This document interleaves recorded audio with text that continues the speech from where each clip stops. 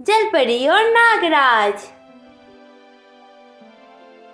एक समय की बात, एक सुनहरे रेत वाले समुद्र की गहराई में एक सुंदर परी, जल परी, जिसका नाम राधिका था, रहती थी। राधिका की चमकदार पंखियां और सुनहरे आवाज़ें समुद्र के बाकी जीवों से अलग बनाती थी। हर सुबह वो समुद्र के तट पर गुनगुनाते हुए, ताज़े फूलों से बनाए हुए, हंसते हुए रंगीन माला पहनती थी। एक दिन समुद्र में एक विशाल सांप काल रात ने प्रवेश किया।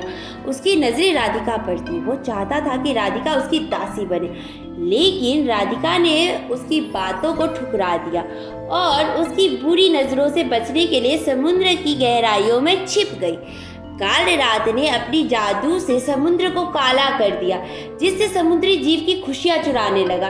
राधिका ने अपनी जादुई शक्ति का उपयोग कर समुद्र के सबसे गहरे हिस्से में जाकर एक शक्तिशाली जादू का मंत्र पढ़ा, जिसकी शक्ति से समुद्र की जलवायु फिर से स्वच्छ और चमकदार हो गई।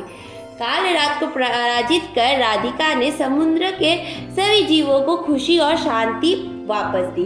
राधिका की विजय के बाद समुद्र में एक नई शांति और समृद्धि छा गई। लेकिन कहानी यहीं खत्म नहीं होती। राधिका की बहादुरी से प्रेरित होकर समुद्र के जीवों ने एक सुंदर समारोह आयोजित करने का निर्णय लिया। इस समारोह में हर समुद्री प्राणी, चाहे वो मछली हो, जेली फिश हो या समुद्री घोड़ा, सभी ने मिलकर राधिका की वीरता को सहारा। समारोह का मुख्य आकर्षण था राधिका के लिए बनाई गई एक अद्भुत मोती की माला। इस माला को समुद्र की गहराइयों से एकत्रित की गई सबसे सुंदर मोतियों से सजाया गया था। जब राधिका ने ये माला पहनी तो उसकी चमक और भी बढ़ गई और समुद्र के सभी जीवों ने उसके चारों ओर घेरे बनाकर खुशी से नृत्य किया। समारोह के दौरान समुद्र की एक बहुत पुरानी और शक्तिशाली मछली, जिसे सभी मास्टर सी क्रिएचर के नाम से जानते थे, उन्होंने राधिका को एक विशेष तोहफा दिया, एक जादुई समुद्री खोल। इस खोल में राधिका को समुद्र की किसी भी कोने में ले जाने की शक्ति थी। इसके अलावा खोल में एक विशेष शक्ति थी, जिससे राधिका हर समुद्री जीव की मदद कर सकती थी।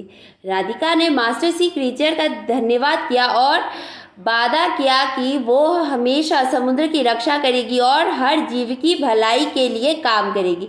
इसके बाद राधिका ने समुद्र की गहराइयों में एक नया घर स्थापित किया, जहाँ से वो सभी समुद्री प्राणियों की देखभाल करा करती थी। राधिका की ये वीरता की कहानी समुद्री दुनिया में आज भी कही जाती है।